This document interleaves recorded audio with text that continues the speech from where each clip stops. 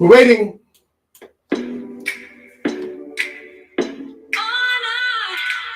Okay. We're getting started.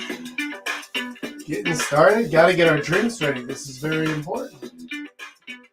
Maybe the most important part of the whole thing. I'm glad to see we already have some of you guys in here. Some people are joining in here on Instagram too. We're going to give Instagram another try. We're going to see if people join in here. Let's give everybody about 10 more seconds to get joined in. And we're going to get started on today's lesson. You got your drink ready? I'm looking at you. I hope you're ready. Because it's time for us to begin. All right. Welcome, everybody. Welcome, gentlemen. Welcome to Live with Jack number 93. Today, I'm going to be teaching you about how I dodge bad bitches. If I flip that around, does that actually mirror the camera? Nope, that just shows you my window. Okay, well, anyway, today I'm going to be teaching you how I dodge bad bitches. And I'm going to be teaching you how you can too.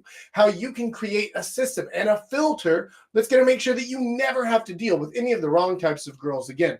But before we get into any of that, if you're ready to take this up a notch or two or 10, if you're ready to reach the height of humanity, the culmination of all of civilization, then all you have to do is grab your glass, your mug, or your flask, a chalice, a stein, or even a cask. Raise it high and let's make a splash. It's time now for our libation bash. Toast the night and enjoy the mood. Together now, we drink some booze. On your mark, let's not wait. It's cheers with chaps, so don't be late. Cheers, boys. Oh, that's not enough. Oh, that's more than a cheers, but good enough for now. So, are you ready? Yeah, cheers, Sabi. I see you there. Let's go ahead and jump into today's lesson. So, if you want to avoid meeting the wrong types of girls, then you need to have an actual strategy to do it. You see, the mistake that most men make, the mistake that most guys make, and most people make in everything they do is they don't have any sort of a strategy. They don't have any sort of a plan. They just try to let fate decide for them. And they say, oh, if I want it enough, it'll come to me. Oh, when I'm ready, it'll come to me. And like, okay, cool. You can do that, but it's not going to work very well for you. So you need to understand that creating a filtering system, a way of figuring out who you want to attract in, and just as important, who you want to repel away, who you want to avoid, the bad bitches you're trying to dodge, whether that means the girls who are trying to get married right away, or if that means that you're trying to ditch out on the bad girls so that you can start a real relationship. Either way, you need to know what it is that you're doing. You need to know who you're looking for. You need to know how to get them, how to filter them in and out, right? So this is very important, is that whenever you're filtering people in and out, you need to go beyond the physical. Most men, whenever I ask them something, I say like, okay, cool. Tell me, what kind of girl do you want to date and who do you want to avoid? And I'll get something like, well, I want to date hot girls and I want to avoid the fat, ugly ones. And it's like, okay, that doesn't mean anything to me, right? Maybe you're saying like, well, I want to date Margot Robbie and I want to avoid Gorlock the Destroyer. Okay, but those are physical characteristics. That's not actually much of a filter because you might still be going through and attracting all the Gorlocks of the world when you don't want to be, right? You don't want to be attracting her. Why? Because she's annoying, because she's entitled, because she's just the worst person in the world. Oh, and also she's ridiculously fat and unattractive, right? But you can't build a system around that. That's just your minimum standards. That's all that is. The reason it's so important to build more standards and a better filter than that is because if you just say, well, she's kind of cute and she's got a set of boobs on her, so good enough, right? No, that's not good enough. And the reason for this is because this often leads to guys who settle, who get into relationships they don't really want to be in, or they're going a little bit deeper than they actually wanted to with this kind of girl, or it puts you into toxic relationships where you're in a situation that You know, she's always calling you, she's always nagging you, she's always telling you not to hang out with the boys, things like that. You don't want to be like that. And also, this is what leads to abusive relationships, because guess what, gents? Hot girls can be bad bitches too. So you need to understand that you're looking for more than just her physical characteristics. You're looking for who she is. Oh, that was a lot of beer there. You're looking for who she is, specifically what type of girl she is. Now, especially for those of you watching on Instagram, you might not yet know about the 14 types of women. If you don't, you can click into my bio right now and you can see a link in there for the free 14 types method guide. And for those of you on YouTube, it's at the top of the description below, so you can download your free copy of that today. No hassle. And that'll help you get onto the right track. But if you just look for physical traits only, then there's a very good chance that you end up settling for somebody you don't like, or end up in a relationship with somebody who's toxic or abusive, which you don't want. You're trying to find the right girl, not just, you'll do, right? Because that's not what you're looking for. Nobody is out there looking for someone who's just acceptable, right? That's not what you want. So you need to build a filter. Okay, cool. How do you build a filter? Well, there are two ways of doing it. One, you can build a filter in your mind of like, oh, well, I'll just say no to all those girls. Okay, cool. But how are you going to get the girls in that you want to say yes to, right? If you're having trouble because you keep on having to say no to the wrong girls, then that means that your system is not set up correctly. That means that your system is not built to attract women as well as to repel them. So this is what I'm going to help you do today. And we're going to find a way to set the right criteria to find the right types of girls for you, so that you can actually have the relationships that you want and not with the girls that you don't want. Now, with all of that said, let's talk about actually creating that system. What does that look like? Well, the first thing that we need to talk about is the fact that attracting people is the same thing as repelling people. What? No, Jack. Those are opposites. Those are literally polar opposites. Okay, yes, but hear me out here. Every single behavior that you do, every behavior, every conversation topic, the way that you hold your body, what you wear, every single thing that you do is going to attract some girls, but it's also going to repel other girls. So you need to understand this from the get-go, and you need to accept this. This is part of it. You're going to be repelling girls, and you're going to be repelling whole parts of the population, right? Not just this girl or that girl, but large groups of women are going to be severely uninterested in you and maybe even upset if you try to approach them. That's part of this. But the good news is you won't be approaching them because you know about the types and you know that they're not the right type for you. So you're repelling the girls who you don't want to talk to and they don't want to talk to you. And hey, isn't that excellent? Because those same behaviors are attracting the girls that you do want to talk to, that you do want to meet, that you do want to date, and that you do want to be with. So you need to understand from the get-go that every single behavior, everything, attracts some types of women and it repels other types of women. Once you understand that, then you can start looking at, okay, well, what types do I want to attract and what types do I want to repel? Who am I trying to bring into my world and who am I trying to keep out? To do that, you need to understand who they are on a psychological level. You need to understand the 14 different types. You need to understand what drives them, because yeah, sure, you could just say like, all right, no fatties allowed. Okay, cool. But then what? Then what? If a hot abusive girl comes by, then you're like, okay, yeah, you'll do. That's fine. No, that's not where you want to be, right? If you're lonely right now, then you might be saying to yourself, oh, well, honestly, Jack, anyone will do. But they won't. They won't. I promise you. It's worth taking an extra month to build your system, to really craft this in a way that's going to attract the right girls and repel the wrong girls, and then not end up in a shit relationship, because that's not what you want. So you're going to have to take some time and figure out who are your best and worst types. Who are the ones that are there for you? Hey, what's up, Michael? Good to see you in there, man. So you need to figure out who the best types are for you, okay? Then you need to figure out what kind of relationship you want with them. because this is something that I've seen a lot of guys struggle with. Is a lot of guys will say like, oh yeah, like I really like the good girl types, and I really like, girls for serious relationships and stuff, but I just want to stick my dick in anything that moves. And it's like, okay, cool. You're missing congruence there. You're absolutely not being congruent with the types of relationships you're looking for and the types of women you're looking for.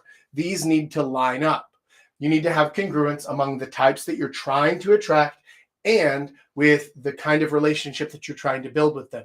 I've seen some guys who get on and they say like, yeah, listen, I'm really interested in the prude and the worker bee and the slut. And I'm like, how are you going to build a system that's going to attract those girls? They're all attracted to different things. That's not going to work for you, right? There needs to be actual congruence among the types that you're trying to attract, or limit it down. So if you're just looking for the prude and the worker bee, okay, cool, we can work with that. If you're just looking for the slut and the attention whore, okay, we can work with that. But if you're looking for the prude and the alcoholic, you're not going to be able to build a system that works for both of them. So make sure that there's congruence among the types that you choose to attract and repel, and that there's congruence with the types and the relationship that you want, that you're aiming for the right thing. Now, you could build out a system that's going to attract prudes for short-term hookups and one-night stands and things like that. You could. Or you could try to build a system that's going to attract alcoholics for a long-term relationship or sluts for marriage. You could. Why would you? That doesn't seem like it's going to be your best bet here. So instead, try to focus on what each type is best for and where they are in their life right now, because that's what's going to help you best build a system that's going to attract the right types and repel the wrong types. Now, the last thing boys, cut that shit out. Dogs are fighting. The next thing you need to do, and this is important for everybody here, is you need to be realistic. Okay, you need to be realistic about the types of girls that you can attract and the types of girls that you can afford to repel. Now, if she's just the wrong type, no matter how hot she is, you should be sending her packing. You don't want to deal with her. That's fine. But whenever it comes to attracting women, if you are not an 8 or higher, get the 10s out of your mind. That's not a thing, right? You might be able to get there through other elements, through things like having excellent game, having good local status, something like that. You might be able to work your way in there, but even then, not on the regular. So don't think that you're going to start attracting supermodels just because you do these things right. There are still going to be limits to what you're able to do. So figure out which types are going to fall within the best ranges. And if you guys have seen it, on the written version where I give the quick stats and I tell you like the general looks range of all the different types, that's a really useful guide, because that helps you figure out like, okay, cool, this type is probably in my range and this type isn't. If you aren't sure what you are on the 1 to 10 scale, you need to ask somebody who's going to be honest with you. Maybe like a guy friend, or if you have like a gay guy friend who can be real with you and tell you where you stand, or maybe a female friend of yours who is, you guys aren't banging, right? So she's not partial one way or the other. She doesn't have cognitive dissonance to tell you the truth. Talk to somebody like that and figure out where you actually land so that you know what to expect in the types of women that you're going to be getting. Now, let's actually get into the nuts and bolts of this. How do you create this? How do you make this strategy happen? Well, the first thing that you need to do to create your strategy, for this is for both attracting and repelling, right, is you need to identify what behaviors, hobbies, and topics are going to work best for attracting the right types of girls for you. Now, the reason I'm talking about attracting, the reason I'm talking about creating a system and a strategy for attracting these different types of women is because, like I said, attracting is the same thing as repelling. And so if you're attracting the right types, you're naturally going to be repelling the wrong types. So keep that in mind. Even though I'm talking about attracting, this is also going to help you with dodging those bad bitches. So you need to identify the behaviors, the hobbies, and the topics that are going to work best with the types that you are trying to attract. This is going to be your best strategy, both for offense in attracting and for defense in repelling the wrong girls. And I'm going to explain in practice how this actually works, using myself as an example in a few minutes. The next thing that you need to do is you need to create your real ideal. Now, once you've already identified the different behaviors, hobbies, topics, conversation topics, things that you can do, fashion sense, stuff like that, the things that are naturally going to attract the types of girls that you want, then I don't know how to mirror the video, Michael. I'm sorry. I tried to figure it out on Instagram. Let me see. Is it? Nope. That just turns the video off. That turns it around. Michael, I would love to mirror the video, but if you want it mirrored, we're live on YouTube as well. And you can go over to youtube.com/@realjacknorth/live, or just search for Real Jack North, and you can find it there where we're live at the same time. Sorry, tech issues. I'm a boomer on this stuff. I don't know how it works. Now, the real ideal. This is the version of yourself that the type you're trying to attract would want to get. Oh, let me actually also move you guys over a bit so that you can see the other side. I know it's backwards, but at least you can see it, right? So you're trying to create your real ideal. This is the version of yourself that your type, that your favorite type is most likely to be attracted to. But it's also the version of you that the types you're trying to repel would be least attracted to. That's perfect. That's exactly what you're looking for. So if you're looking for like a super conservative prude girl, then go full on Bible thumper version of yourself or something to that effect, right? You want to create the ideal version of you, but that's also real. It needs to be honest to who you are. Oh, look at that. Lane Stevens joined in. What's up, little guy? How you doing? And you create this ideal version of yourself, and then you start applying these different changes everywhere in your life. The important thing here is that you aren't being fake. You aren't trying to put on some fake version of yourself. You're trying to bring out the real parts of you that are going to apply directly to these types of girls who you're trying to attract, and the ones that you want to repel, the ones you're trying to dodge. You need to be real, but it needs to all be congruent, and it needs to be intentional.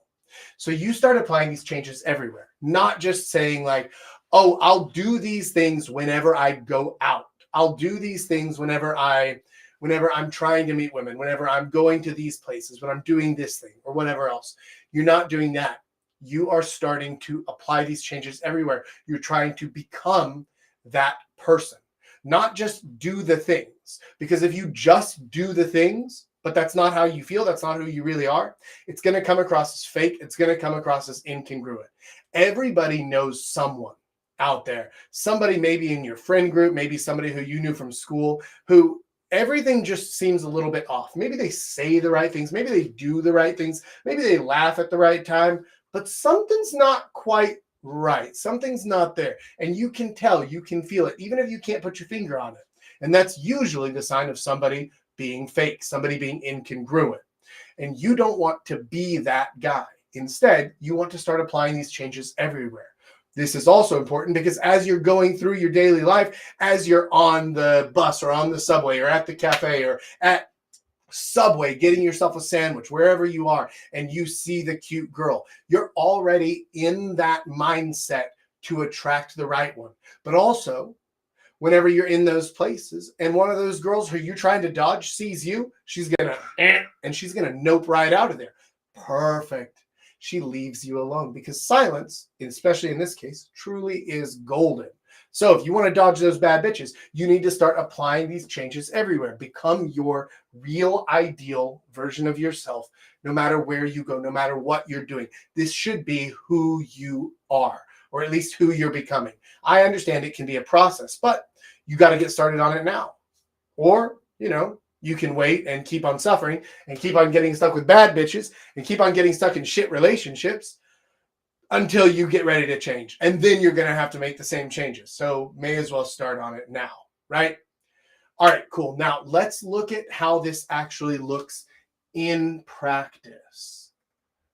By the way, one of you guys, Coot, could you do me a favor? Can you send Julius a message and let him know that we're about to wrap up the lesson section? Because I need him to get on so that he can click in the comments and stuff. And also, speaking of which, not congruent is face green smiling. Tell the prude wine is the blood of Christ and she'll have to drink it for salvation. Could be an interesting move. I'm not opposed to it. All right, so let's talk about what this actually looks like in practice. Creating a system and creating a filter in practice. Now, I'm going to use my style as an example because I know it well. And also, for those of you who have been out with me, you have seen how effective this is, both at attracting the types of girls who I want to talk to and also repelling the hell out of the girls that I want nothing to do with, right? You guys have seen the angry Karen stomp off away from me, but you've also seen the young little cuties come over and be curious and want to take pictures with me and want to hang out with me. So, how is that possible? When I'm 37, I'm chunky monkey, I'm balding, I have no fashion, I have nothing particularly interesting or special about me. I'm not especially good looking. I don't even really bother shaving or trimming my beard or anything. So like, how does this work? Well, I'll explain to you. This is all part of a very intentionally crafted system. And most importantly, it's congruent and it's real to who I am. Nobody has ever hung out with me and then afterwards been like, oh, that Jack guy, he's such a faker, you know, like, I don't believe anything that he says. He's so full of shit. That doesn't happen. Why not? Why not? Because everybody can tell when you're being real and when you're being fake. And the only thing that I am, for better or worse, is real. And so this is what attracts the right people, the people I want. And it's also what repels the people who don't like me. Great. I like that. I don't want to deal with angry bitches. I don't want to deal with bad bitches. I don't want to deal with Karens. I don't want to deal with Gorlock the Destroyer. And I don't want to deal with dudes who get jealous easily, who get angry about stupid shit either. So make no mistake, my system also repels the wrong types of guys who I don't want to hang out with. I don't want to be friends with them. Cool, but it attracts the guys who I do want to be friends with. Don't believe me? Check inside the community. You're going to find over 100 guys in there who I do want to be friends with, who my personality has attracted. Why? Because I'm the same all the time. I'm the same here on the stream. Well, to an extent. There are parts of my personality that I'm going to go into in a minute. But I am the same person and I act the same. I make the same jokes. I have the same humor. I have the same sense about me everywhere that I go and with everything that I do. That's because that's who I really am. Remember, you apply these changes everywhere. So I'm very congruent with my own style. And that doesn't mean fashion sense. That means everything. So how does this work? How does this work? This is a good example. So let me give you a good example of how I frame different things to be attractive or repellent to different types of girls. So for those of you who know me, you know that music is a big part of my life.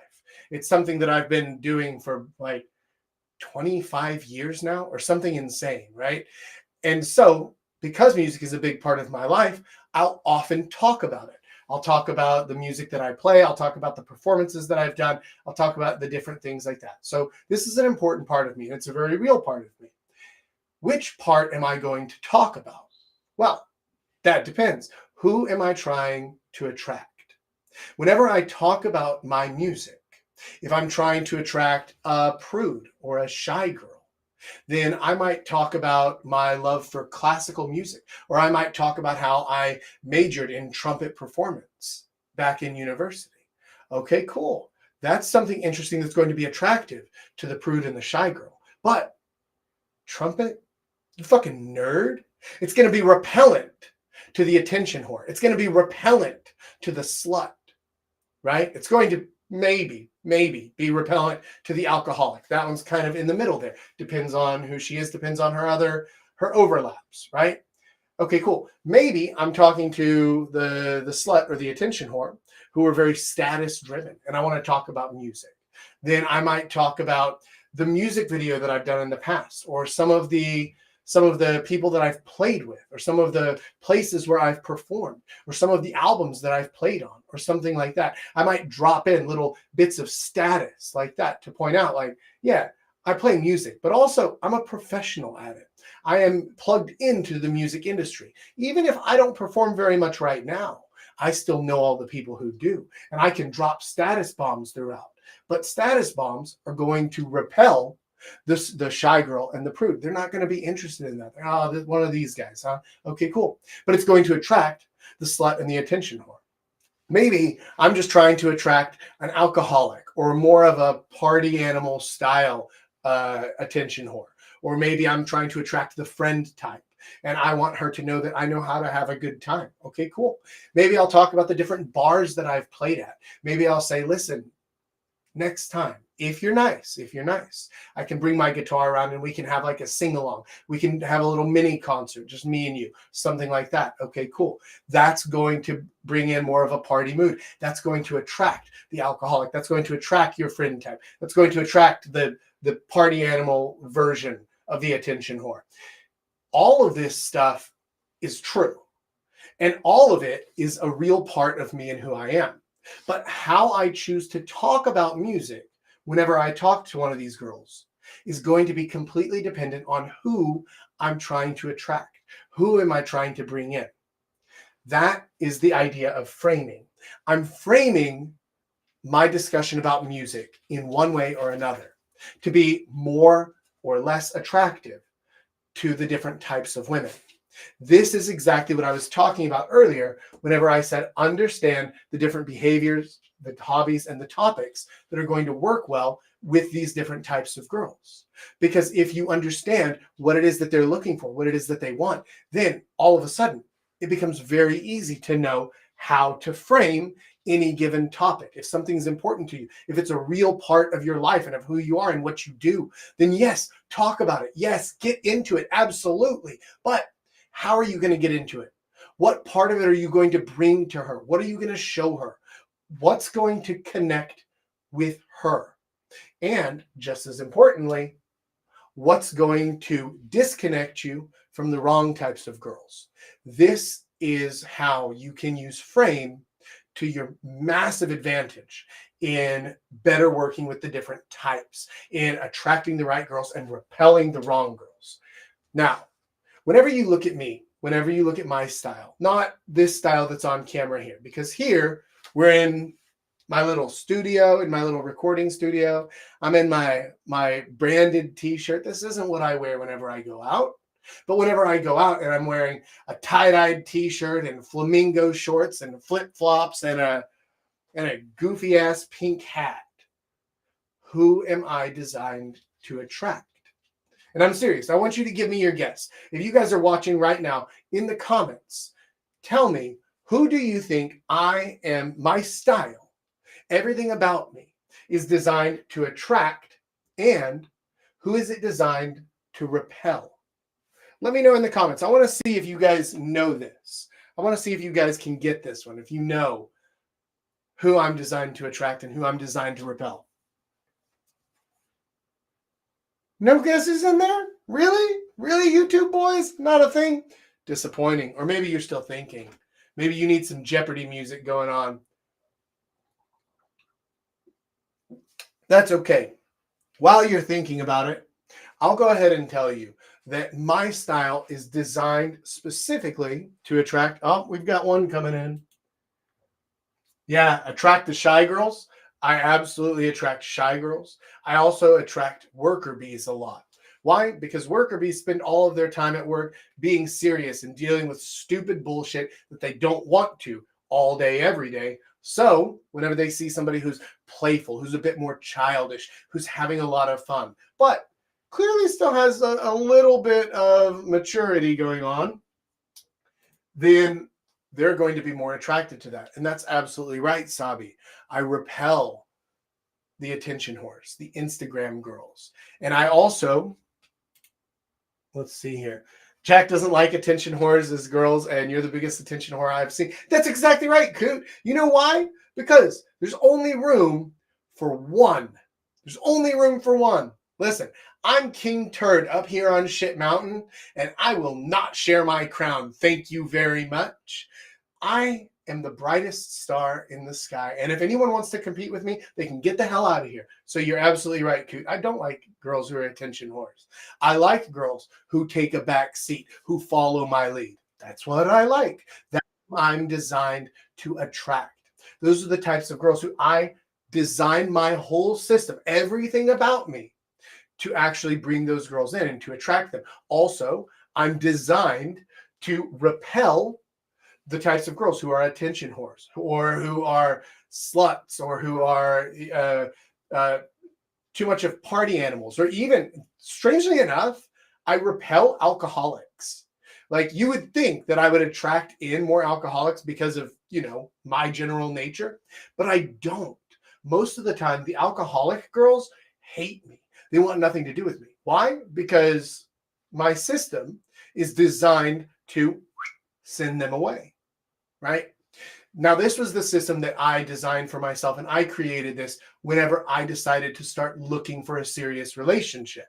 And since then, I've just carried it on because it's comfortable, it feels good, and, well, it worked. So, there's no point in changing horses midstream here. However, there were times in my past where I was attracted to different types of women, and I repelled the good girls that I attract now. I used to be very attractive to the alcoholics because I would put on more of like a let's party, but let's keep it chill. Don't worry, we're just going to keep on drinking straight through. No one's going to even notice. Like, actually full on alcoholic mode and like enabler mode. And I would bring them in. Oh, we had a great time. There was a time and a place. I used to attract the Instagram girls as well and the sluts as well, but I don't want them anymore. So made some changes. I created a new real ideal, which you're also welcome to do at any point. So if you do this and you start applying the changes, and then later on you decide, oh, well, I want to change my types. I want to change the relationships that I'm getting. Cool. No problem. You just follow these exact same steps and you go through it. You change your real ideal, or rather you create it, and then you start applying those changes everywhere. Once you create the right system and the right framing for everything, then it becomes second nature, or actually it just becomes your nature, right? It becomes who you are and what you do. And then you will naturally be attractive to the types of girls that you want to meet. And you'll be repellent to the types of girls that you don't want to meet. This is incredibly useful because for guys who come to me and they say, oh, I keep on approaching girls, but, nothing's working, Jack. Oh, she's not into me. Then it's like, okay, cool. So if this is actually the right type, if you're being congruent about your types and relationships that you want, and she's not into you, then there's something wrong with your system, with your strategy, right? Because if you're doing this right, then the rest should work out way more often than it doesn't. Julius is, okay, yeah, thank you, Coot. He made it in. Thank you. So if you're trying to attract these types of girls and it's not working for you, then that means that there's a problem with your system, with your strategy. You're talking... You don't need to put that up, but okay. That means there's a problem with your system or your strategy. And you fix this, especially these right here. You need to fix your behaviors, your hobbies, the topics that you talk about, all of those other things. Fix your fashion so that it matches with what's going to be attractive to those girls. You figure out what it is that they're looking for, and then you find those parts of yourself, you highlight those parts, and you show that. And when you do that, you're going to be attractive to them way more often than not.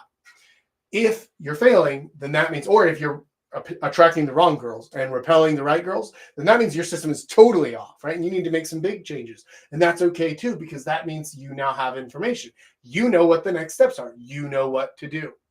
So if you follow these things, if you create a filter, if you create the right behaviors, if you understand that attracting is the same thing as repelling, just with different types of girls, and if you are realistic, if you choose the right types and relationships, if you understand who they are, what behaviors, hobbies, topics, things like that are going to be attractive or repellent to them, if you start applying these changes everywhere, it becomes facile, it becomes easy, it becomes the most natural thing in the world.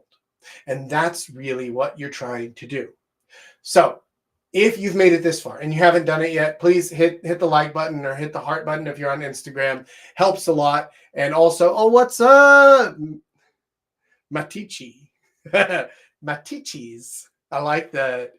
Thanks, dude. I appreciate that, man. All the way from Slovenia. That's what I like to see. Good, good, good. And if you haven't done it yet, guys, on YouTube, you can get the free 14 Types Method guide. It's at the top of the description right now. If you're on Instagram, you can click over to my profile right now. The link is there in the bio. You can get this guide completely free where I teach you all the different 14 types so that you understand how to create the right behaviors, hobbies, and topics, and all of that stuff. And the system will make so much more sense once you understand who the players are. Now, with all of that said, let's go ahead and move off of our lesson and on to the next part, everybody's favorite part, the live Q&A. So I'm going to bring you bad bitches from Instagram down here with me into the Papa Bear chair. And I'm going to turn you YouTube guys down here as well. Let's see here. I'm going to have to, move you down a little bit. Making some adjustments as we move. Oh, this is the fun part of the stream where you get to watch me move things around in like the tiniest little apartment. But this is Korea, so this is a mansion. All right.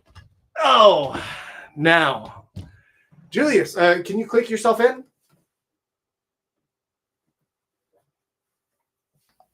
Yeah, sorry, I just had my boomer moment here. It's okay. All right. Welcome, Boomer. How you doing, buddy?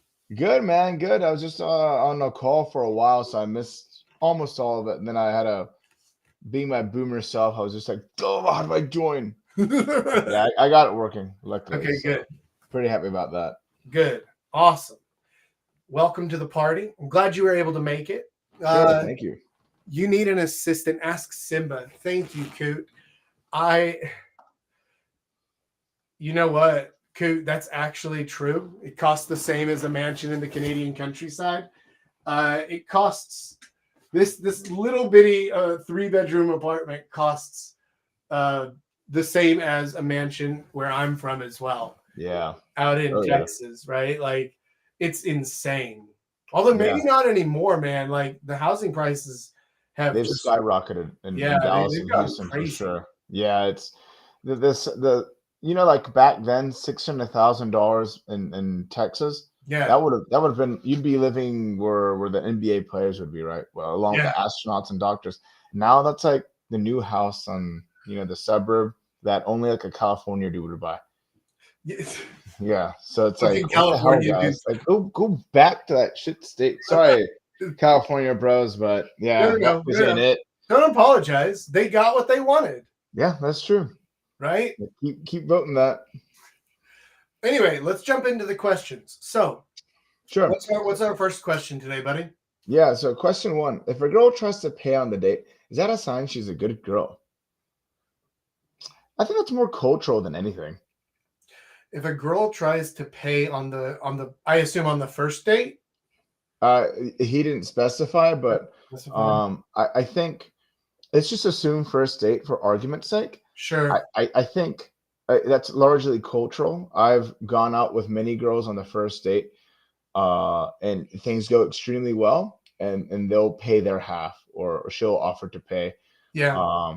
And things still end up going really, really well. So it could be a good girl thing. It could just be a cultural thing.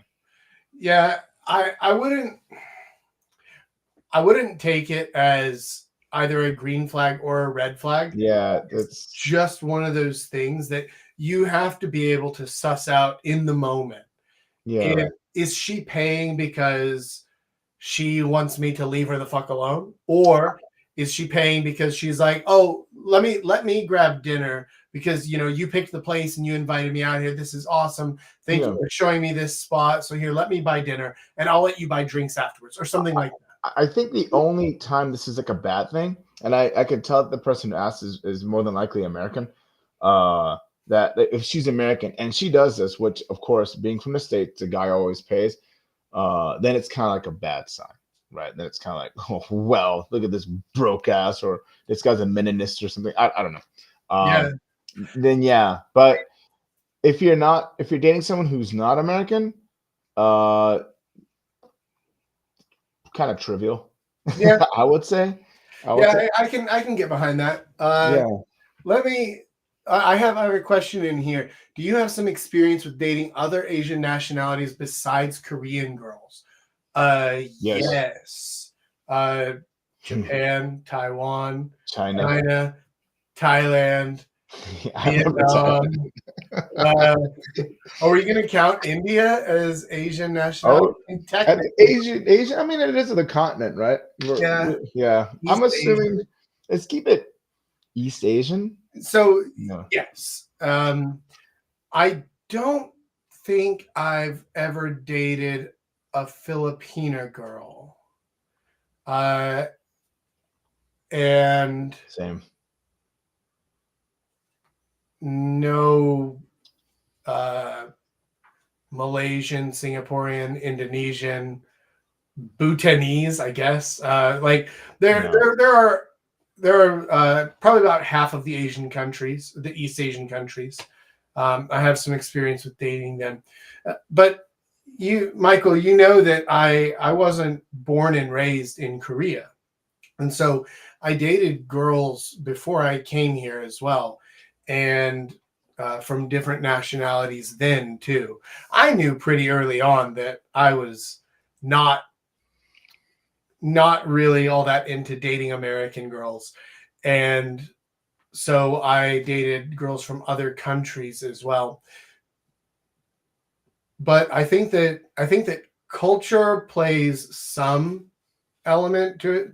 Culture is some part of how you date and how you deal with things.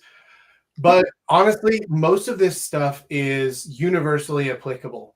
Like there might be some differences, especially in things like, oh, she paid for the date. Is that a good sign or bad sign? You need to know how to read it. If you don't know how to read it, then you're screwed either way, whether it's good or bad. And so you need to know how to read the situations. But most of the stuff that I teach, like the types and the different strategies and how to build a system and all of that stuff, that's universally applicable, no matter where you are. All of this stuff remains true. The basic principles are the same. Let's jump on to the next question, Julius. What you got? Yeah. Give me a second. So, question 2, and also to add to that, I largely agree. It's women are women, save for a few cultural differences here and there. But I know. Oh wait, sorry, I got it. There we go. Okay, awesome.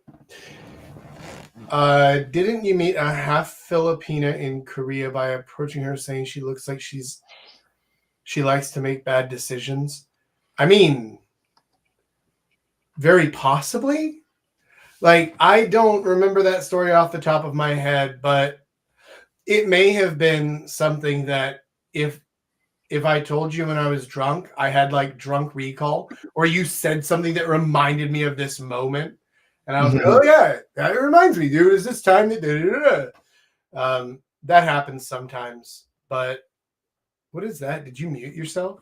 Oh, are you getting like feedback or something? Okay. Yeah, unmuted myself. Yeah. Okay, right. Sorry. What was the question? All right, so question 2. Yeah. If you smashed a girl on the first date, can she still be a good girl, or is that a bad sign? She can be. Yeah. I think it largely depends on where you guys meet too. Yeah. Yeah.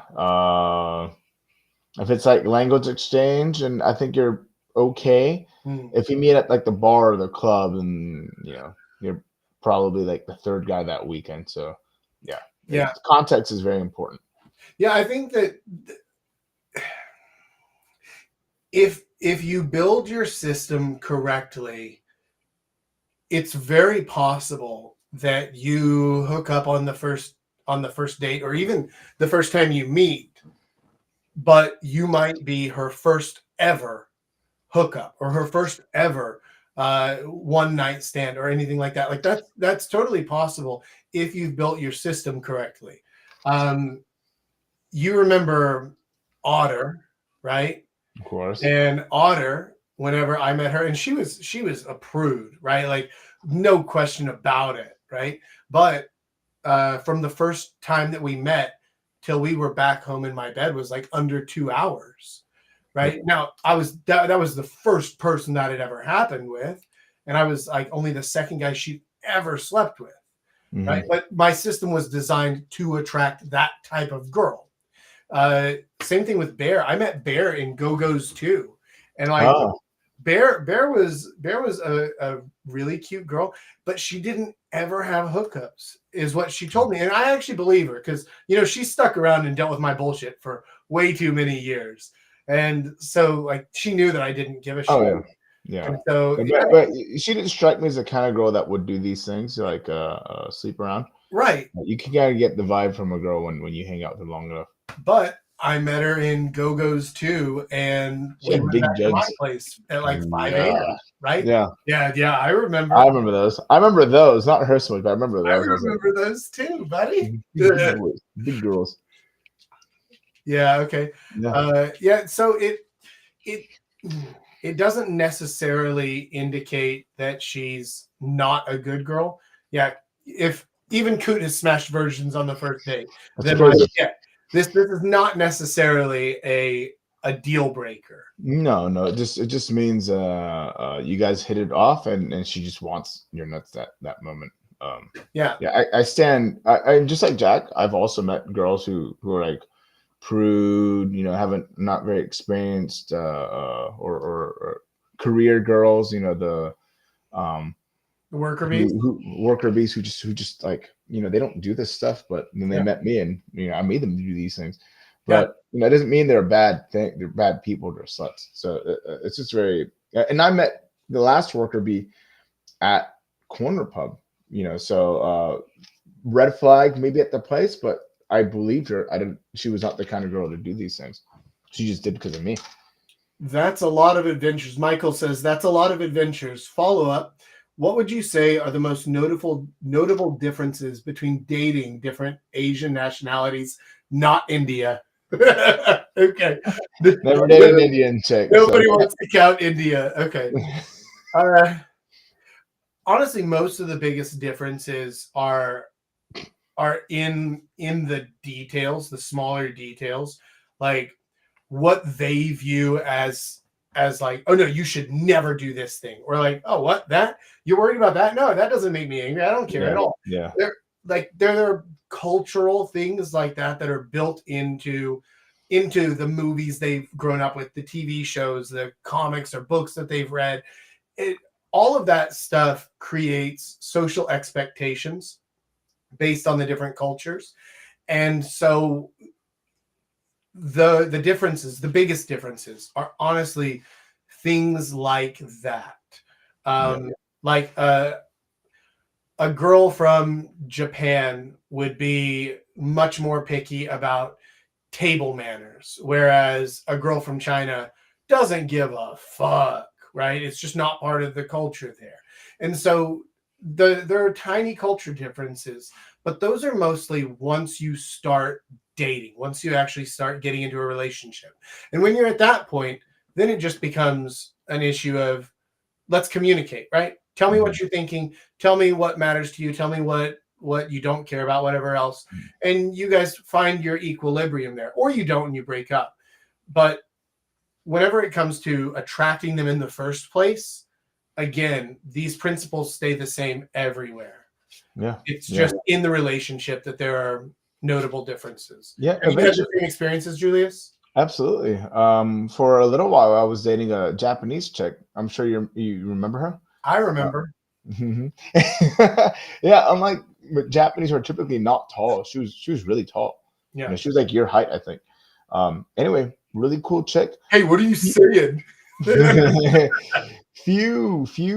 Chongqing represent. There were a few cultural differences from myself, obviously, and as well as from Koreans, right? Not too many, but I do remember when I met her, there was the new emperor of Japan, right? Oh and, yeah, they were celebrating that, right? And in Japan, even like their passports and IDs and all that stuff, they have the ear of the emperor that is ruling over them, right? Yeah. So when they die, you have to renew all of that. Okay.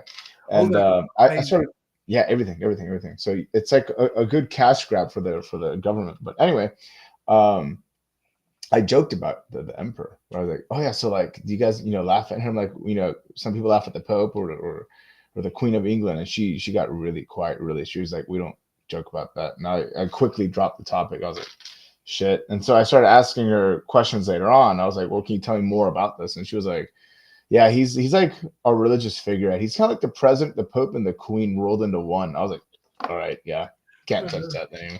So I learned very quickly, don't joke about the emperor, don't talk about the emperor, don't nothing, Yeah. not in jest. So Yeah. that was one major difference I noticed with the Japanese girl and the Koreans I've dated. Thailand is very much the same way. You don't say Yeah. shit about the king. No. Nothing. Mm-hmm. I happened to be in Thailand one year during the king's birthday. Mm-hmm. And this was, I think, the old king. He's gone now. But Mm-hmm. that king's favorite color was yellow. So on his birthday, everybody in the country wore yellow. Mm-hmm. That was just what you did. And I stood out because I wasn't wearing yellow. Like, I didn't have anything yellow with me, because who does, right? Like, who wears yellow? That's really rare. Yeah, actually, I don't have any yellow. Yeah, exactly. And so I didn't have anything yellow, but so I stood out and I looked really weird. But everybody like understood. They're like, "Oh, you're a foreigner. You don't know the You thing. don't know. That's fine." But still, I didn't realize what a big deal it was over there, because like nobody's gonna eat whatever it is, like double chocolate chip ice cream on Joe Biden's birthday. Like, we don't give a shit. No, of course not. Yeah, we don't have that. We make fun of our presidents, right? They do it all the time on SNL. But over there, like, they would never think of doing that. As a matter of fact, in Thailand, I believe it's illegal. You could go to prison for doing that against or like defacing the money because the king is on there. Yeah, there are cultural differences like that. And in the West, we don't take any of it seriously. Nope. Speaking of which, everyone's fair game. Do you know why the British can't play chess? Why? Because they lost their queen.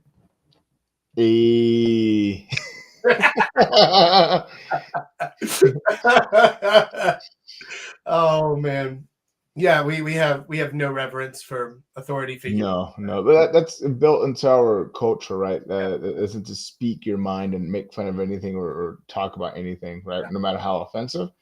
It's changing these days, but like in these cultures, you just can't do that. Even here, to an extent, like you can't even say something that's true, because if it's face losing, you could make them pay, right?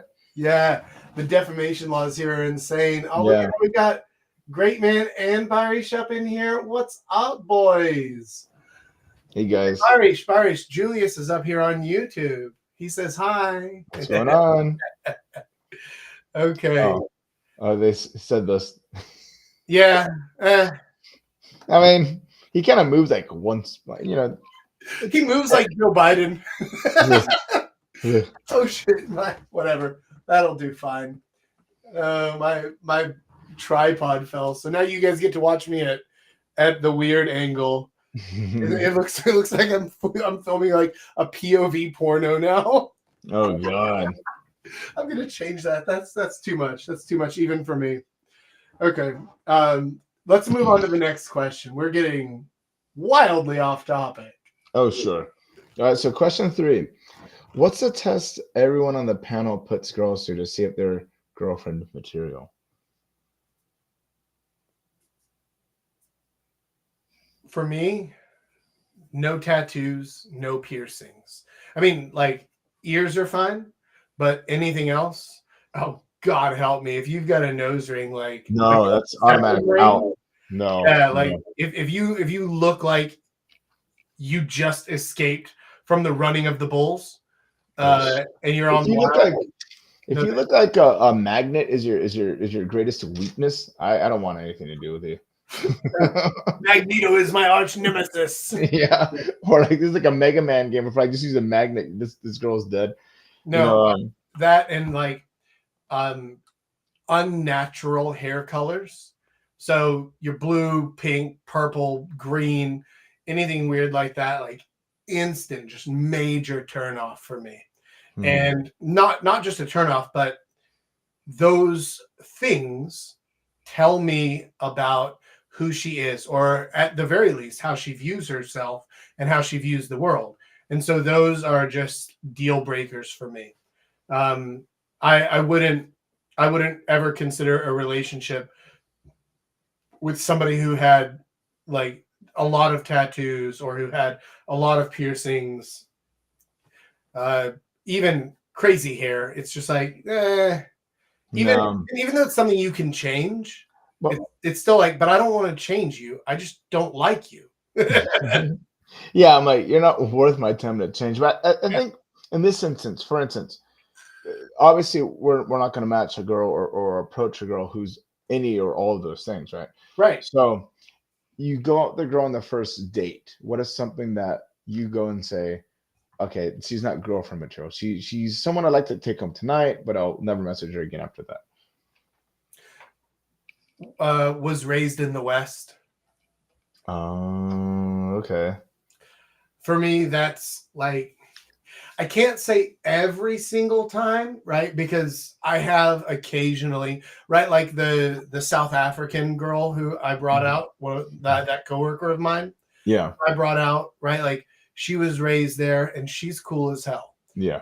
But she is the exception that stands apart. And the reason that we remember her instantly is because like almost all of them who were raised in the West are just like, oh, okay, cool. So you're a broken person, just like everyone else in the West. Yep.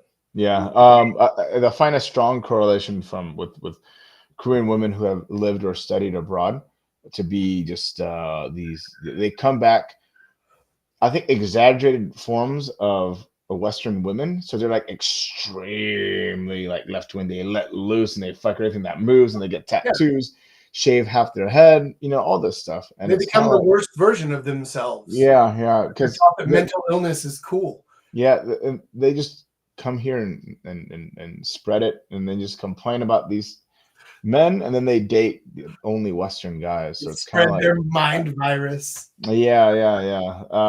That's so Make it common. a fresh beer while you answer. Yeah. But I think in terms of like, say I'm dating a girl the first date, and I'm just not clicking with her, or she's not showing too much interest in me, or if I feel like we're more friends than anything, like maybe I try to hold her hand and she's just not feeling it, or if it just feels like kind of boring, I would just be like, okay, well, she's not really girlfriend material, or maybe she's not as pretty as she was in her pictures when I meet her, or I go out with her and she wants to play a game of me wanting to of me trying to like achieve her. I don't like doing that. I don't like games. Prove yourself. Yeah, like I there's this French girl. You met her. That one?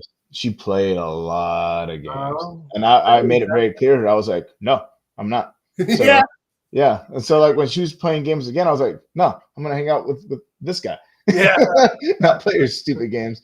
And that would make her so mad because she wanted to be earned. But I was like, no, you earned me, bitch. Like it's just not the way it works. Like you're working at a guest house. I'm not.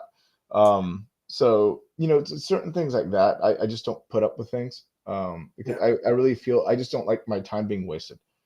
Is I guess the main thing here. So for me, another one that's like an instant deal breaker is if she asks anything about money. So if she asks something like, how much do you make? Or if she asks like, oh, where are you going to take me? And why isn't it in Gangnam? Or something like that. Then I'm instantly drop. I've never had that. That's a major red flag, gentlemen. Run. If you hear anything about money, finances being mentioned. There was one I was gonna mention, but I quickly forgot. But yeah, money's a good one. Yeah. Or women that somehow just manage to piss you off. Mm. You're just kind of like, oh no, I remember if they're really candid about their past sex lives, that's a massive turnoff. Especially without any sort of provocation, without being asked. Yeah. Right? If they just tell you, they're like, oh man, you remind me of this dude who I used to hook up with for like 3 months or something like that. You're like, why would you tell me about the adventures of your vagina? Yeah, I don't want to hear that. Yeah. A girl with any class worth her salt will not mention anything of her past. Everyone has a past. There's nothing wrong with that. You don't want to hear that on their first date, right? Like, why are you telling me about these guys? Like, I'm right here in front of you.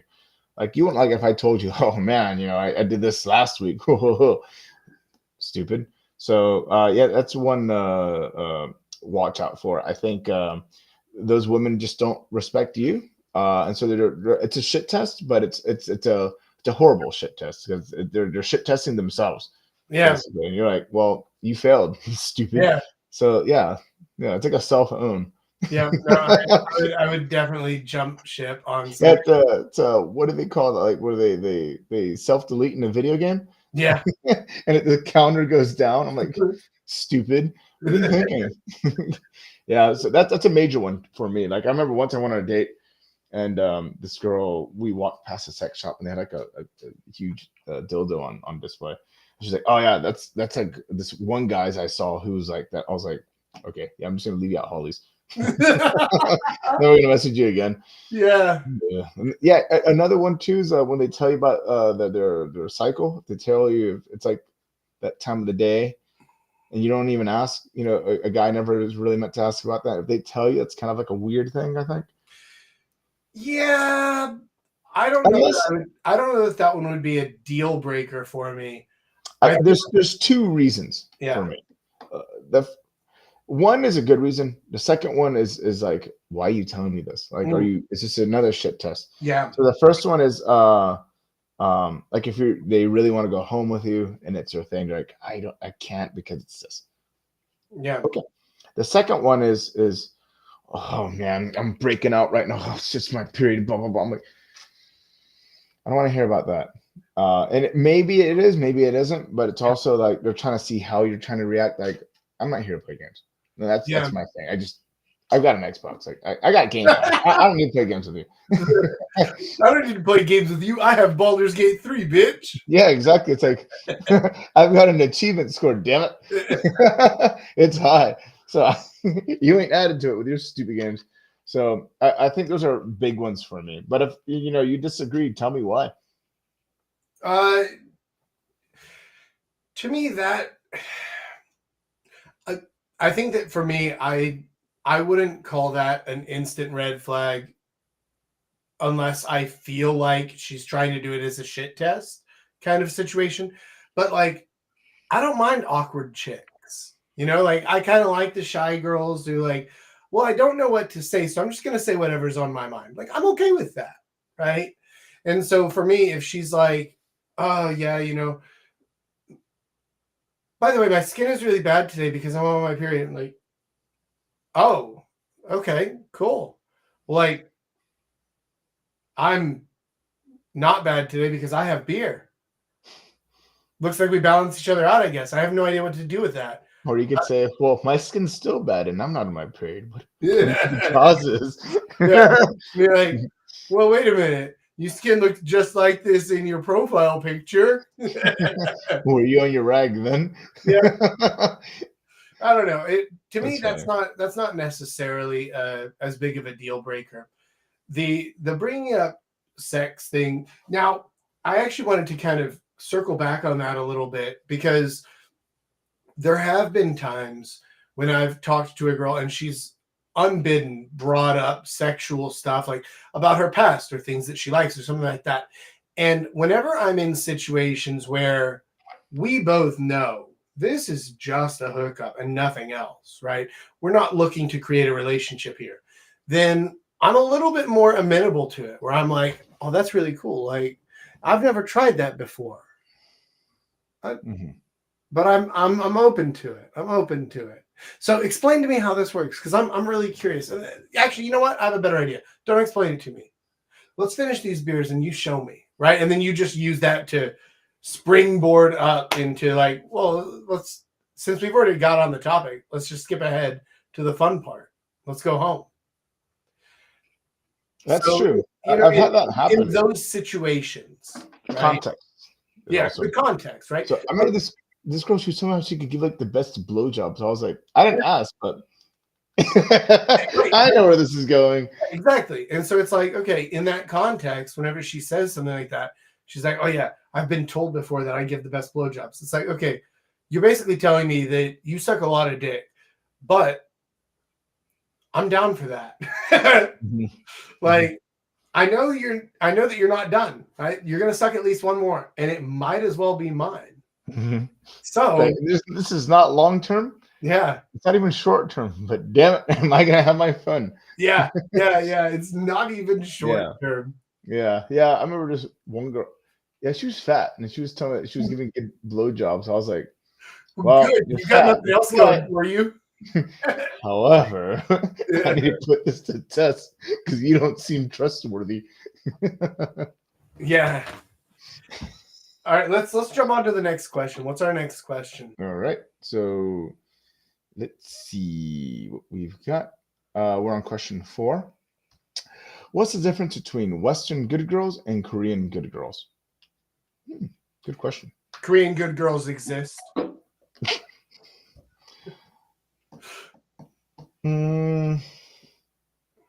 Yeah, I think Jack's about right on that one. I mean, there are Western good girls, but here's the thing: is that by the time that they're 24, they're already taken. Yeah, they're already married, right, or engaged. They don't last long. No, they don't, and that lines up with their views of getting married to the right guy that they've known in a while. Yeah, one and done types, and then having kids, right? Yes, so, right away. And I really think that there's actually quite a big difference in the expectations between the two. In Korea, I'm not going to say normal, but it's pretty close to normal for like an actually good girl to be 30 and unmarried. Yes. And this is not part of the historical culture. Right now, what you're seeing that the pendulum has swung back really far, because it used to be that if you made it to 30 and you were unmarried, then you were damaged goods and nobody would ever touch you or talk to you. So now it's the exact opposite, where all of the Korean girls have said, like, no, I refuse to get married until I'm 30, just to like fight against the machine, fight against the man, fight against the system. Or rather, that's been indoctrinated into them by their parents, by media, by whatever else. However, I've met a lot of genuinely good girls, like, who would be wifed up at 19 in America, but they're over 30 and they're unmarried here. And it's not because they're out just like slutting it up, because if you meet an American girl who's 32 and single, then she's either a land whale, a divorcee, or slutting it up, or some mixture of all three, right? Yeah, those exist too. We call that the triple threat. the trifecta, yeah. The Triforce. Yes. The Triforce of fuck-ups. Fuck-uppery. But, you know, Jack, you're completely right. No thanks. In the States or anywhere in the West, these girls tend to be more religious, more conservative. And they will get married much, much younger. So they're the first to go. They're the first off the lot. Yeah. But I do feel, I want to clarify one thing with good Korean girls. I think that a lot of them too also want to pursue education and career. Yeah. You know, so that's why you're starting to see a lot of 30 somethings who are just amazing women. Yeah. really good women, just who you want to be the mother of your children. They're just because they focus on work and whatever else that they just haven't married. And Korean work culture is also how many hours a week do they work? How many hours a week does Lady North work, right? They recently passed a law to cap the work week at 64 hours a week. Ooh. Dude, Oh, 64 hours a week is I insane. know, dude. That's We crazy. cry about 40 hours. 64 hours is, dude, that's 24 hours overtime. Yes, right. That's literally working 3 more 8-hour days, Mhm. right? So Yeah, essentially you're working 10 hours a day yeah, and then an 8-hour or a 4-hour Sunday, right? Or yeah. something like That is insane. That is insane. Or yeah, it's, 3 double shifts if you yeah. wanted Yeah. a week. That is And like you remember Rabbit, and Rabbit was cool as hell. Rabbit was a good girl. She was really nice, really sweet, had a ton of great stuff going for her, but she was a super worker bee. And she worked like 60 I hours didn't know that. a week roughly. But Yeah. also she was I think at the time I was maybe 28 and she was 31 or something and Mhm. unmarried, right? Mhm. Great girl, tons of good stuff. Yeah. Yeah. It's weird. Conservatives thing in Korea that you have girls 30 or over who are virgins, or you're their second partner, and they have a curfew staying at their parents. Yeah, Yeah. absolutely. Yeah. That's not There, unheard of. yeah, there are so many cultural differences on Yep. that front. Yeah. People staying living with their family is not only normal but highly encouraged, and Yeah. the housing system here Preferred. really doesn't help, right? Yeah. No, it does not allow for independence. That's something that you really only achieve when both parents gift you a house. Yeah. Yes. Or you get married. Like the Yeah, expectation. when you get married, and that's what I mean. Like both parents from your marriage. Oh yeah. Yeah, yeah, I've seen that more often than not. Like, it's actually very rare that the couple like buy their house outright. Man, that's going away too. Cause Yeah, like too honestly, expensive, man. dude, like this apartment that we're in now is You're it's an like exception. no, it's we didn't buy it. We went with the Junsei route, right? But it's The rent. something like $700,000 or something. And it's like, look, That's to buy. to buy, yeah, to Oh, buy, okay. right? Yeah, And so it's like, look, my parents do well and they have some money, and like her parents do well and have some money, but they don't have just like 700,000 lying around, or even no. 350 each, right? Mm-mm. Like that's Mm-mm. insane. Yeah, that's ridiculous. Yeah, Yeah, it's the system's just gamed to where the people up top are just the only ones able to buy everything.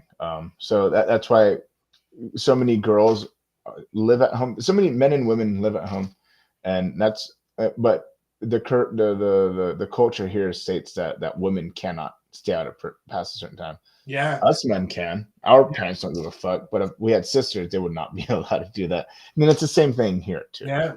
Yeah. And the curfew thing is very real. Yeah. Now they aren't strict about it. It's not like Muslim families or something. It's not strict, because the number of girls that I've been out on a date with, and then they're like, okay, yeah, we can go back to your place. Just hang on a second. And then they call their parents and they say, like, oh, I'm gonna stay at Jenny's house or whatever. And like, oh, okay, cool, have fun. Yeah. Sorry, So there's a 700K is like a triplex building in Montreal. Maybe, yeah. Hmm. Yeah, If not I've seen that a lot with Korean girls. Just like they'll call their parents or message them or something, yeah. let them know, but they're still expected to be home at a certain time. Like they can't stay too long at yours, I guess. Yeah.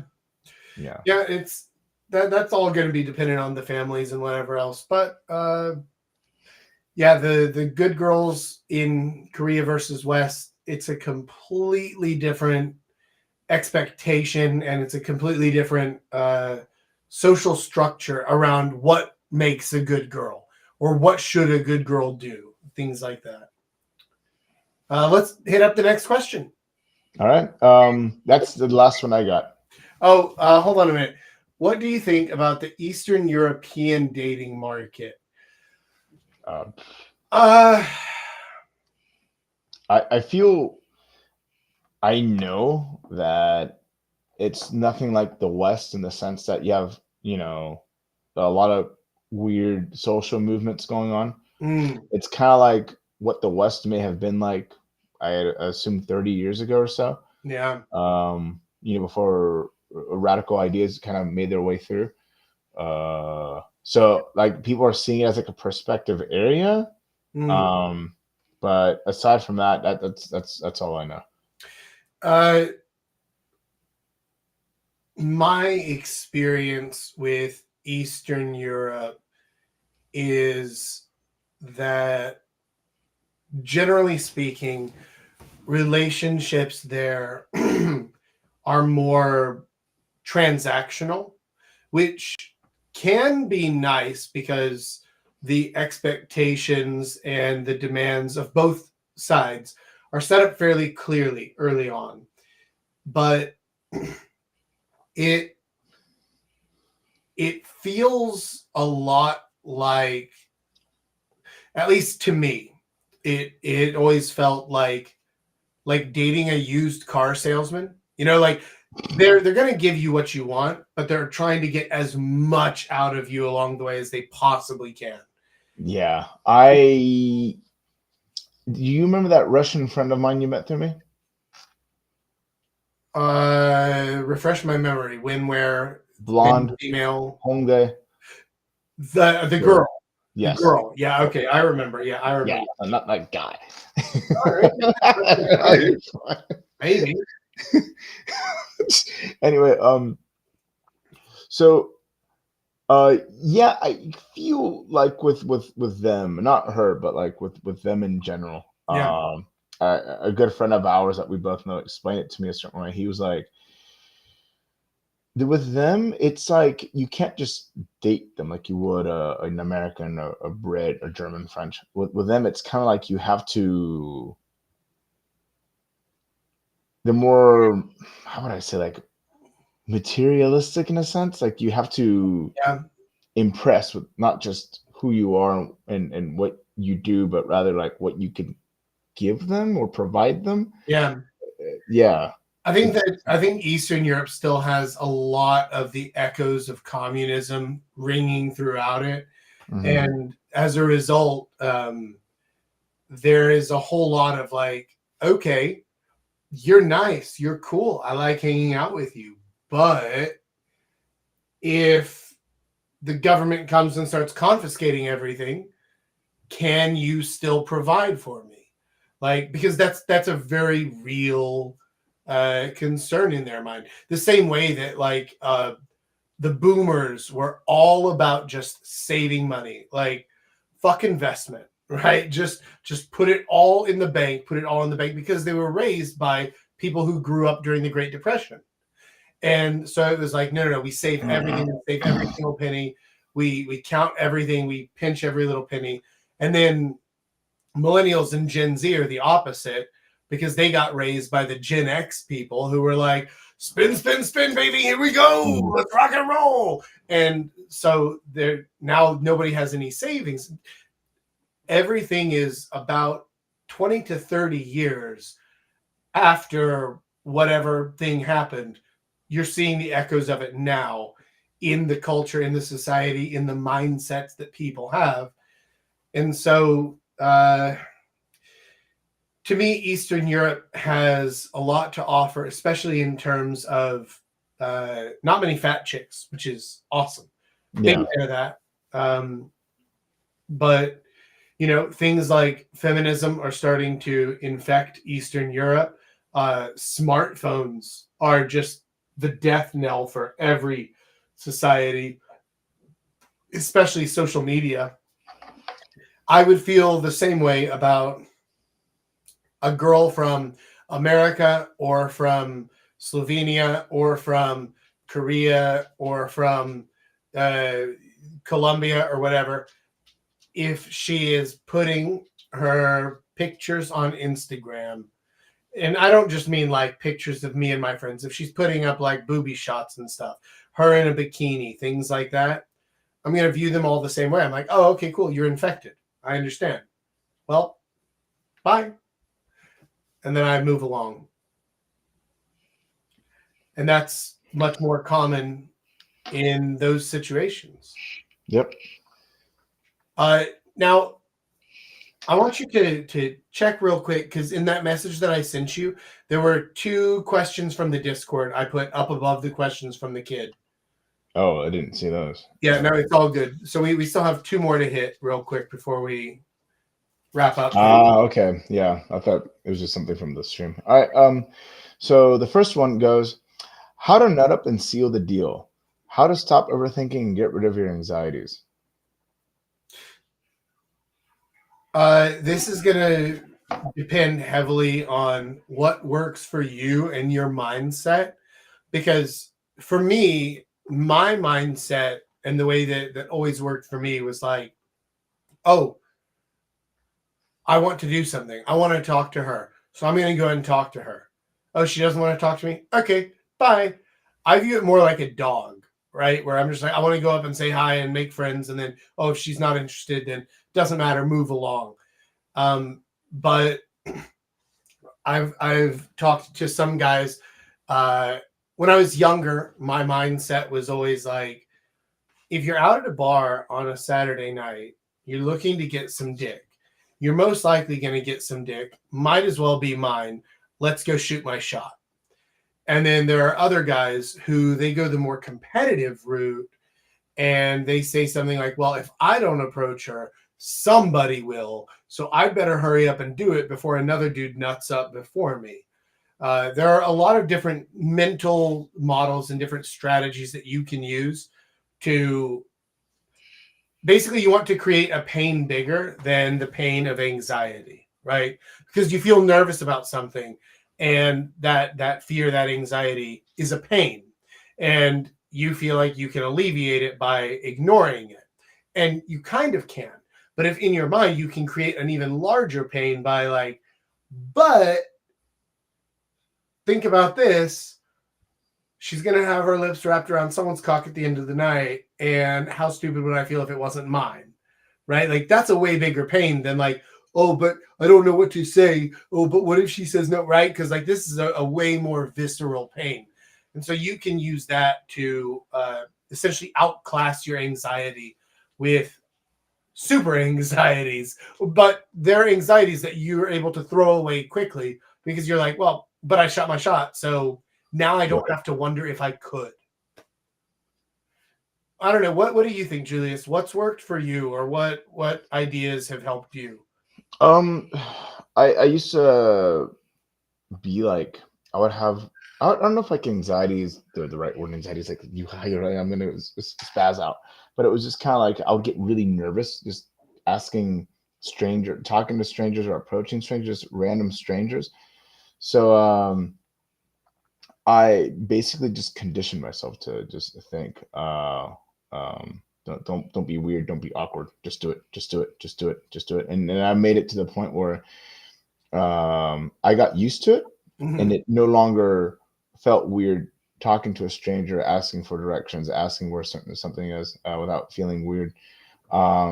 So that's helped me a great deal with just being able to talk to women. Or approaching completely random women at the bar or club or whatever, or on the street, because the anxiety is now gone, right? And then of course that's helped me out so much, especially like when I was in college, where I went out a lot, that I know how to talk to anyone, especially women. It's so if you just make it to where you just put yourself in the mentality that you can approach anyone, and you get suddenly it just goes away. You can do the same with women, and it's really no issue. Yeah. So I actually really like that, because without realizing it, you did exactly what I said. Yes. You created in your mind, you created a different worry, a different pain that was bigger. And you were like, right, okay, weird and awkward people don't approach, and they don't talk to people.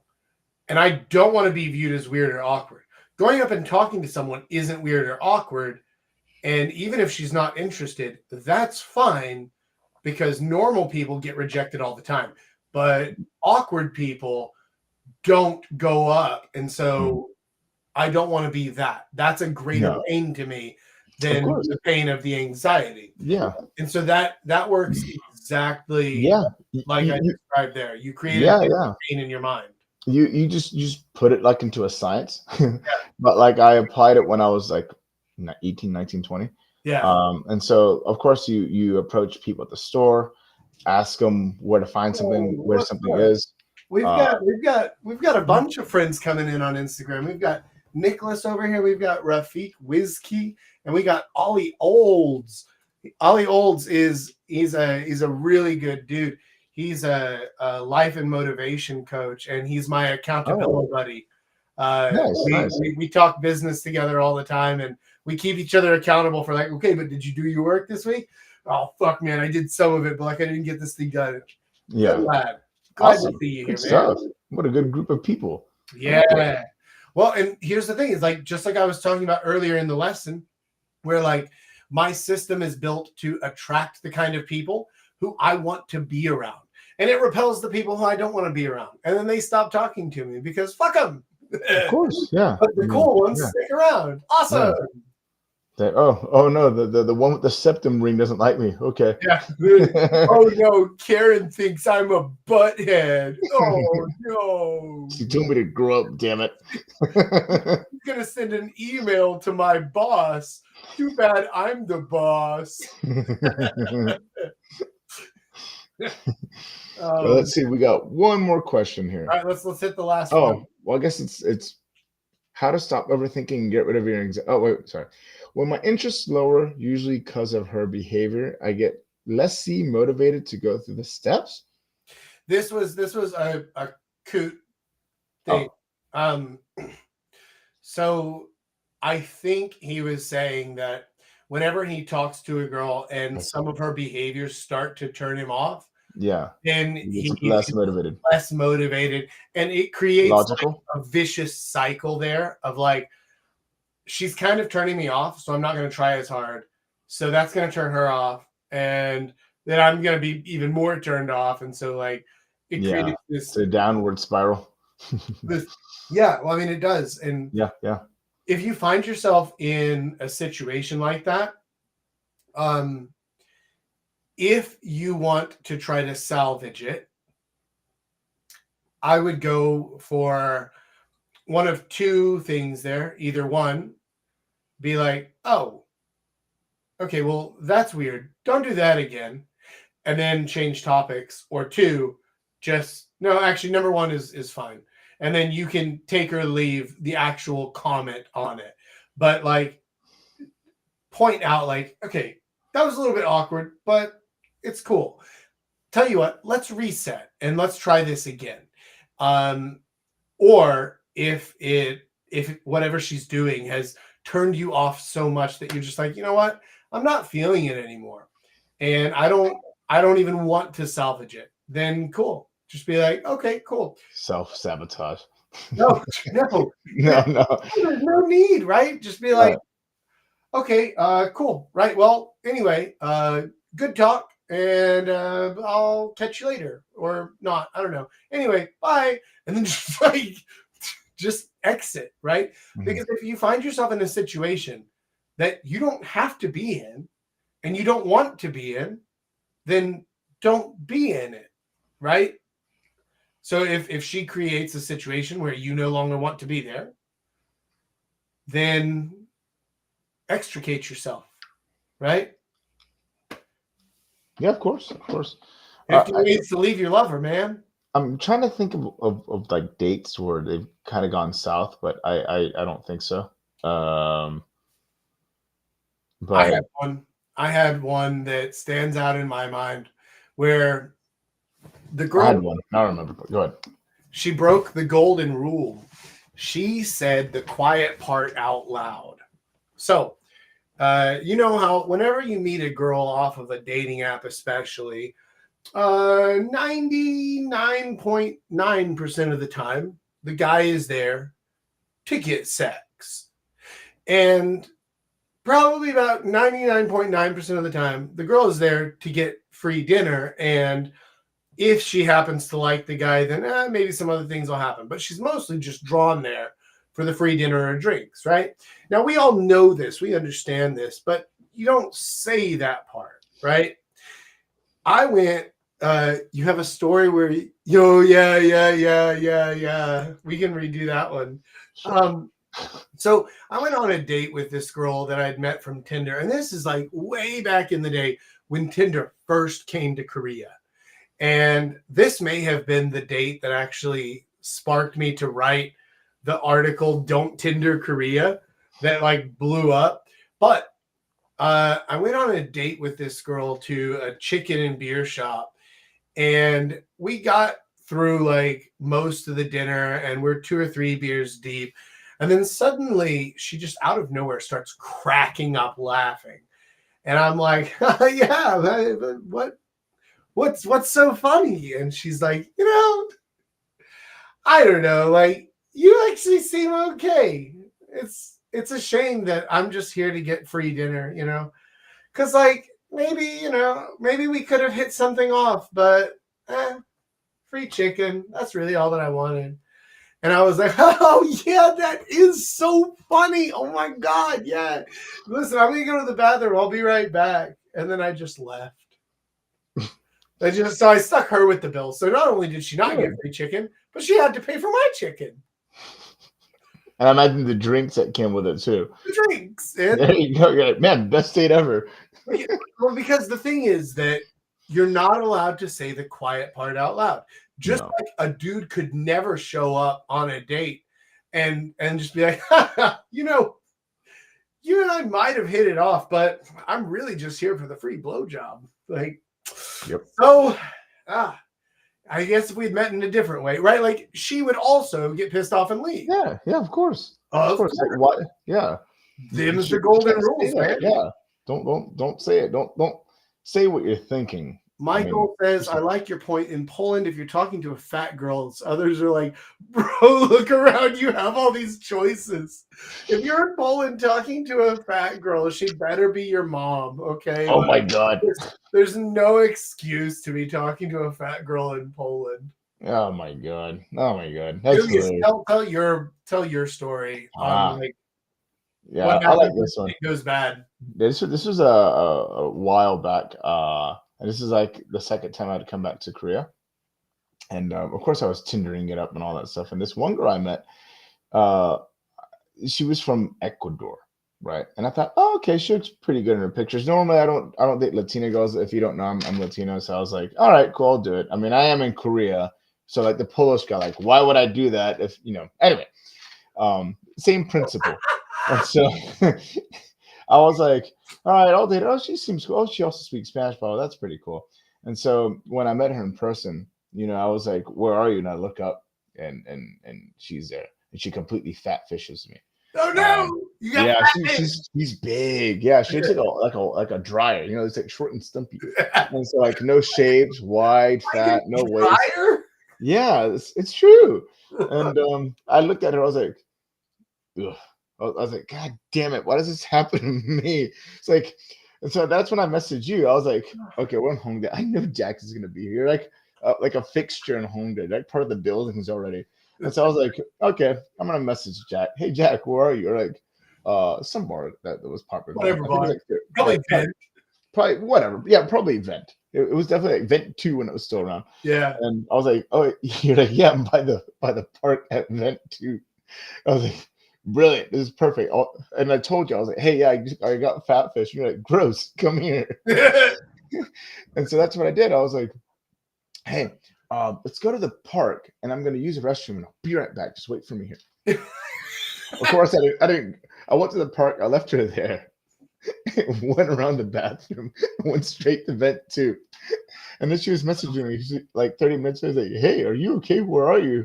I just ignored her and completely blocked her. Unmatched. Yeah, I was like, yeah, gross. Like, go away. This is nasty. Oh, I'm not eating pork. No, I'm horrible. Like, why would I do that? Yeah. So, I mean, yeah, I handled it not the most gentlemanly way, probably, but Look, Like, like catfish we're gonna be or Jack any day. Yeah, if we're gonna be entirely honest, right? She's the one who started the trip down dishonesty lane by fat fishing you. Oh yeah, Right? dude, because it was literally like from here on up, like there was nothing, no body pic. So when I saw her, I was like, oh my god. So wait, you agreed to go on a Tinder date with a girl who had only MySpace photos on there? Like, did she do the? Her face is not that. Yeah. It wasn't even that. It was just like here. Even like not even her neck was fat. So I was like, oh okay, it should be all right. And then I met her. I was like, once she had like no neck, she was like this, and like she looked like a fridge. Not even a fridge. She wasn't tall. A dryer or a washer, something like that. Okay, well, I mean, fair enough, but also like, I don't have a fat neck either, but. Come on, you had a better shape than she did. Why? Because I don't look like a fucking ice cube. Yeah, exactly. She looked like SpongeBob. It was horrible, man. I was like, what the fuck? I came all the way out here for this. Built like I'm gonna get a veg. You fuck off. Hang out in the park. Oh man. Okay. Yeah, that was funny. That was funny. That is fun. All right. Well, I think we are out of questions. So, gents in the live chat and anybody here on Instagram, if you have any questions left, type them in quickly while we go ahead and wrap up, and we can address them if you'd like. But as far as house business goes, for those of you who are watching, if you haven't done it yet on YouTube, please hit the like button. The algorithm loves that. On Instagram, please hit the little heart button. You guys know, algorithm loves that stuff. Help other people find our silly stories and, the good advice that I gave earlier. The mixture between the two can actually help to bring people into a very successful and happy reality. And if you haven't done it yet, if you would like, oh, there we go. We got some hearts flowing in over here. I like to see that. Good. If you haven't yet done this, oh, wait, we got a bonus question. Dun, dun, dun. Bonus question. I asked a girl I just met on my university campus today, and she gave me the "we just met. Why are you asking me out? Any input?" Yeah. Well, how soon did you ask her out? But I don't think there's like any wrong time to ask someone out, in my opinion. So I think she's just being weird. Then again, you are at your university, which is like nerd central, so maybe she just spazzed out. Never had someone so directly ask her out. Because I think if maybe never had anyone ask her out. Yeah. So just she, in a typical fashion, where a woman just doesn't have a lot of confidence, instead of being flattered, she'll look at it with suspicion. Yeah. Yeah. So or also possibly just curiosity of like, we just met. Like, is this normal? I actually don't know. Right? Like, it's tough to give you. She just spazzed out. Yeah. I mean, like, it's tough to give direct advice because we weren't there, and so we can't see all the different cues that are going on there. But generally speaking, if a girl asks something like that, like, we just met, why are you asking me out? Or even if a girl asks that in any context, why are you asking me out? She'd be like, because I want to spend some more time with you and get to know you better. And that is best done in person. If you want, we can play the little dance routine where I take your cacao and we chat back and forth for 3 or 4 weeks. And, like, you send me a message, but then I don't respond for 2 hours. So next time you decide not to respond for 3 hours. And then it turns into the whole song and dance. And then eventually, we run into each other out somewhere and it's like, oh, well, hey, what a coincidence. And then things get awkward and weird. Or we could just skip all those steps and we could just go hang out and have a great time. Because that's what I'd prefer.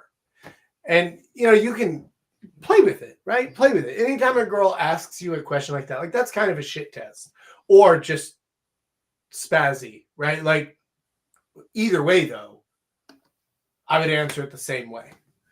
There's another bonus question here. She refused at the end, but yeah, I know you liking details. Because how can I fucking give you advice without the details, right? Like if you just say something, you're like, I asked a girl out and she said no. What should I do? Like, I know you gave me more than that, but obviously I need information because Yeah, we had to kind of fill in the blanks here, but right. like we understood the premise. But Context we is everything. yeah, we need a bit more, but still, yeah. We Good have job. another bonus question here. Bonus question 2. What is the main difference between dating in East Asia versus Eastern Europe? I've never been to Eastern Europe. I've dated one Eastern European. I wouldn't even call it dating, just hanging out rather. But I don't What, playing hide the sausage? know. Sorry, hide the bratwurst. No, I didn't even get to do that. I don't know. Like, Yeah, then because I that's wouldn't call it dating. yeah. So like, it's kind of just hanging out with my cock out. And I'm joking, but like, what? I mean, you dated a Polish girl. I mean, how does that compare? Was she like Polish, or was she like It was Polish. okay? So what was that like compared to Koreans? You know, the it's a weird thing, but Korea, especially now, most Koreans don't expect anything from men. And I've noticed this as a trend across East Asia, where like the more that ideas of feminism and things like that have come into play here. And now, granted, there are strong social bulwarks against the kind of bullshit that's happening in the West right now, but general feminism. As a result, I don't get any, or rather, I rarely get any of the stuff that I would get from Eastern European girls of like, what do you do? What do you bring to the table? What can you do for me? And I think that one of the reasons for that is because in Korea, they still remember that if you ask for that, then you have to do the woman part too, right? Which is like, oh, you want me to provide, money, a home, security, safety, all of this stuff. That means basically blowies on demand, as many kids as I can pump you full of. You stay home, you take care of the children all the time. This is a full on, like, you want me to be the man? Okay, I can do it. But you need to bring all the goods on this end. And unfortunately, Eastern Europe has kind of gone the other direction where now they demand a lot of stuff from men, but they don't want to provide the other part, the female counterpart. And that is it's turning more and more similar to the Western mindset of I'm a princess, I'm a queen, I deserve everything, I'm a certified bad bitch, right? And I see the degradation when when I first started dating the Polish girl. This was like 2002 or something. Like, this was a long time ago. Shit. And at that time, like, she was still very Polish, and her parents were also like, they only spoke Polish at home. And her dad has remained like super fucking Polish, but her mom got infected with the mind virus, and the daughter got infected with the mind virus too. And they more and more and more and more and more were like, oh, well, I don't need a man. I don't need a man. I'm a queen. And I saw the degradation in real time because I met her like 6 months after they got to America. Right. And so I saw this over the course of years of how this was happening. And then whenever I visited Eastern Europe, I saw the same things happening, not in as quick a time, because when you're sitting in the pool of shit, the smell gets on you faster, right? But when you're just like playing with it, it still gets on you. If she says she's a princess, you ask her if she comes with huge tracts of land. I like your Monty Python reference. Very nice. Good. Cheers to you, Coot. But honestly, East Asia, I feel, is quite a bit different. And one of the reasons might be because so much of society was based around Confucianism being the reason why the man has to do these jobs. He has his duties that he must do. And on the flip side, the woman has these duties that she must do. And if we free her from these shackles of her duties, by necessity, we also free the other side. So if you want to ask for these duties to be done, then you have to also shackle yourself to them. And that's kind of the understood situation in East Asia. Whereas in the West, it was just like the thing, right? Like nobody really knew exactly why, except rather we did know, right? Like we did know why men worked and why women stayed home to take care of kids. We did know, but now we've lost it because now we don't even know what a woman is. So it's honestly Eastern Europe, while it still has some good things going for it, you're again sitting so close to the pile of shit that the stink is on them. And East Asia is kind of its own separate thing. It does have a lot of Western influence that it infiltrates. It comes in through Netflix, through Facebook, through Instagram, through Tinder, through all of this stuff. It is coming through, but it's a lot slower in its changes, and a lot of that is because of the roots of the society. So that's kind of my thoughts on it. I mean, thank you. I've never dated an Eastern European, so I've got no teeth in this. Okay, cool. Well, in that case, I think we're going to go ahead and wrap it up for the night. It's nearly midnight over here. And I don't want you guys still on camera when I turn into a pumpkin. It's not very pretty.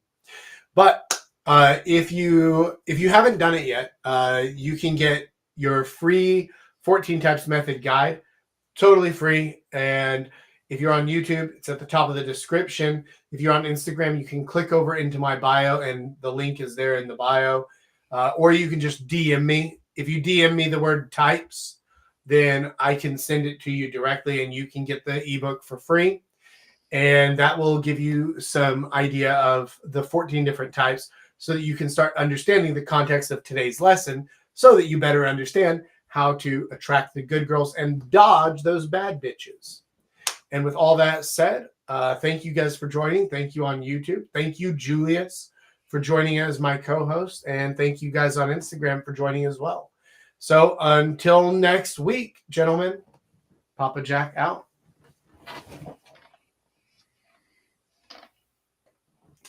End video. Can you hit us? Oh, there we go.